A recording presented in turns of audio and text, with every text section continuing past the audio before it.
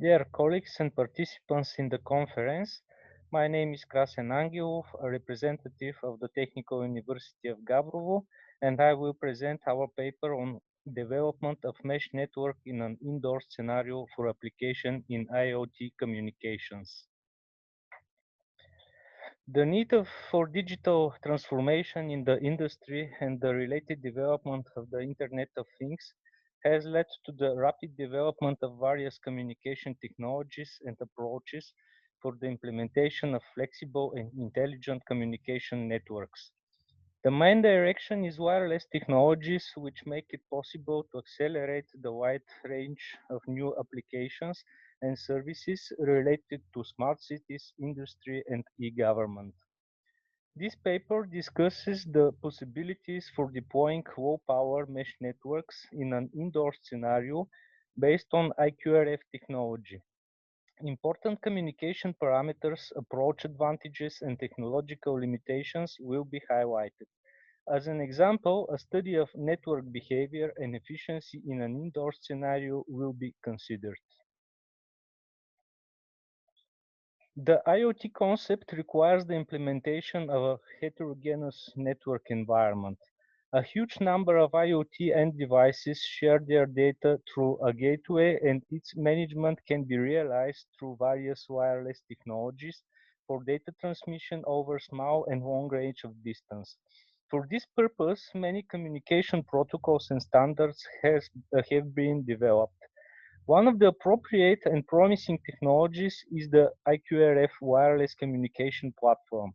It was designed to address smaller segments of the wireless market, such as building automation, telemetry, utilization reporting for utilities, and etc. The IQRF platform includes transceivers, gateways, development tools, communication protocols, and supporting services. The main parameters of IQRF are shown on this slide. IQRF supports different mesh routing algorithms and up to 240 devices in a single network with a maximum of 240 hops per packet. Here in table 1, you can see a comparison of IQRF with other short, medium, and long communication range wireless technologies. As you can see, these technologies use different network architectures, different transmission rates and maximum amount of data payload, different signal processing and communication parameters such as latency, transmitted power, transmission distance, power consumption, and etc. The typical design of IQRF network with mesh topology is shown in figure 1. This topology includes transceiver modules, gateway, cloud service, and user application. The mesh network topology is implemented by wirelessly interconnected IQRF transceivers, which use a specialized routing algorithm to transmit data packets. There are two radio communication modes of operation. In the first mode, data packets are available to all devices in the range. Network features are not used here, so this is a non-network mode, which is suitable for peer-to-peer devices. In the second mode, one of the devices are assigned a coordinator role and manages the mesh network. A mesh network can contain up to 239 nodes, and data packets will be available only to the addressed nodes. The coordinator role can be dynamically assigned to each node in the network, and the other nodes are common nodes. This determines the maximum number of hops to be 240. Virtual routing of individual packets is applied, which allows to determine redundant paths in the network dynamically. The IQRF gateway is used to provide an interface between the IQRF network and another type of network, such as Wi-Fi, Ethernet, or 4G, to connect to the cloud server. The gateway uses a sensor node with the role of coordinator, and it allows for data collection, accessing, and device controlling in the network. The cloud server provides a service to end users and serves as an intermediary between them and the IQRF network. The gateway uploads the data received from the end devices directly to the server. User can access the cloud server through a web and application user interface, which allows cloud monitoring.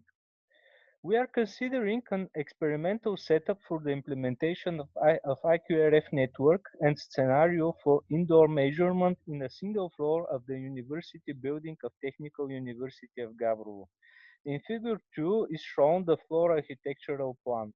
The figure shows the locations of the used equipment, two end devices denoted as TX1 and TX2, a coordinator denoted with C, Raspberry Pi based gateway denoted with G, and a cloud service.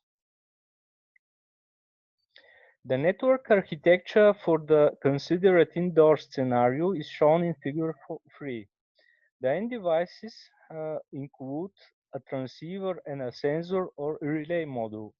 The both transceivers operating at 868 MHz with 10 milliwatts output power and minus 104 dBm sensitivity.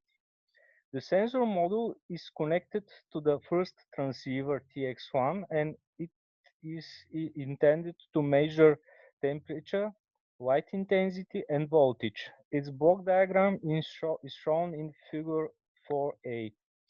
The relay module is connected to the second transceiver TX2 and it includes two bistable relays. It enables to switch remotely connected equipment on or off. Its block diagram is shown in figure 4b. Both sensor and relay modules are controlled by DPA commands implemented in custom DPA handlers delivered with the module. The coordinator is implemented with a standard IQRF transceiver but configured as a coordinator. It manages the configuration of the IQRF mesh network and the communication. It also provides the virtual routing of the data. The IQRF gateway is based on a Raspberry Pi single board computer via a transceiver connected to it using an adapter with SPI interface. IQRF Gateway daemon software is used to connect the cloud service. Different platforms can be used as a cloud service. For example, Microsoft Azure, IBM Watson IoT, IQRF Cloud, Google Cloud, or AWS. The IQRF gateway transmits data to the cloud by using MQTT protocol. As this paper examines the physical deployment of the mesh network, the cloud service is not covered in detail here. Using the above presented experimental setup, we analyzed the operability and the performance of the mesh network. All nodes in the network communicate through the coordinator with the gateway. To assess the quality of the radio connection, the value of the received signal strength indicator is reported at the regular intervals of 3 minutes within a half an hour. The reported RSSI values are presented here in Table 2. Based on these reported values and the radio frequency sensitivity level of the IQRF transceiver, in Figure 5 is presented the time variation of the RSSI level within the measurement duration for both end devices and the coordinator. The radio frequency sensitivity level of the transceivers is considered as the minimum allowable in assessing the quality of the transmission. The results clearly show that all measured values are greater than this limit value. This shows that the IQRF is a convenient solution for the considered indoor scenario when deploying an IoT sensor network. It should be noted that the farthest node, TX1, is at a distance of about 45 meters from the gateway, and communication with it takes place through multiple walls and obstacles. This further confirms the applicability, reliability, and consistency of the implemented system. As a future work, it can be considered the application of IQRF technology in an outdoor environment with a much larger number of nodes, as well as to take into account the impact on network congestions and latency. In conclusion, I could mention the following. It's obvious that IQRF technologies cannot be used for high data rate IoT applications, but at the same time, the mesh technology and topology, virtual routing, and the specifics of data transmission ensure high network reliability. However, IQRF offers a longer range, higher sensitivity, and better power management in the exchange of lower throughput and higher latency. The presented results show good indoor and free space signal spreads and stable parameters for long-term measurements. However, there are some limitations, such as the limited number of nodes in the network and average security without sufficient and clear key management.